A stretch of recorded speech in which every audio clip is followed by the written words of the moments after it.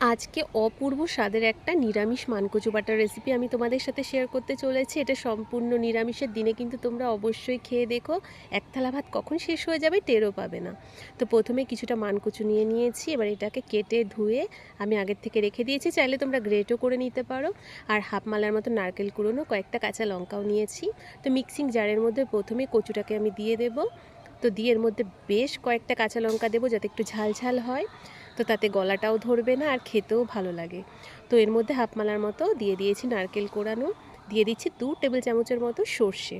তো এর মধ্যে সর্ষেটা একটু বেশি করে দেবে, খেতে কিন্তু ভীষণ ভালো লাগে। তো এবার জল না চাইলে পরে একদমই দেবে না, আর যদি প্রয়োজন হয় 3 থেকে 4 চামচের মতো জল অ্যাড করে একদম গাঢ় গাঢ় একটা পেস্ট তৈরি করে নিতে হবে। তো জলটা কিন্তু আবারও বলছি বেশি করে দেবে না। তো ঠিক এই রকম হয়ে গেলে পরে এবার চলো গ্যাসে কড়াইটাকে গরম করে অনেকটা তেল দিয়ে তার মধ্যে পেস্টটাকেও আমি ছেড়ে দেব। তো দিয়ে একটু হালকা নাড়িয়ে চাড়িয়ে নেব। আর নিরামিষের দিনে কিন্তু মাঝে সাঝেই তোমরা কিন্তু এই রেসিপিটা একবার খেলে বারবার করে খাবে, সেটা আমি একদম গ্যারান্টি দিয়ে বলতে পারি। আর এইভাবে করলে একদম গলা ধরার কোনো সম্ভাবনা থাকে না। তো এর মধ্যে পরিমাণ মতো দিয়ে দিচ্ছি লবণ। তো দিয়ে নাড়িয়ে চাড়িয়ে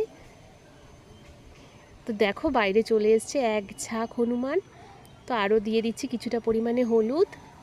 তো এখানে মাঝে মধ্যেই না আমার বাপের বাড়ির এখানে হনুমান একদম দল বেঁধে এসে হাজির হয়ে যায়। তো এটা যখন একদম নাড়তে নাড়তে জলটা শুকিয়ে এরকম মন্ডের মতো হয়ে আসবে, তখন বুঝতে হবে এটা একদম রেডি হয়ে গেছে। তো একটা বাটির মধ্যে নামিয়ে নিচ্ছি। তো আজকের আমার সম্পূর্ণ নিরামিষ মানকচু বাটার রেসিপি একদম রেডি হয়ে গেছে। তো ভীষণ ভালো হয় খেতে, তোমরা অবশ্যই বাড়িতে করে দেখবে, যাকে খাওয়াবে সে কিন্তু বারবার এই রেসিপিটা অবশ্যই তোমার কাছে বানিয়ে দেওয়ার আবদার করবে। তো গরম ভাতের সাথে অবশ্যই খেতে হবে, ভীষণ ভালো লাগে তাতে। আর আমার ভিডিওটা ভালো লাগলে লাইক কমেন্ট শেয়ার করতে একদম ভুলবে না, নতুন বন্ধু হয়ে পাশে থেকো।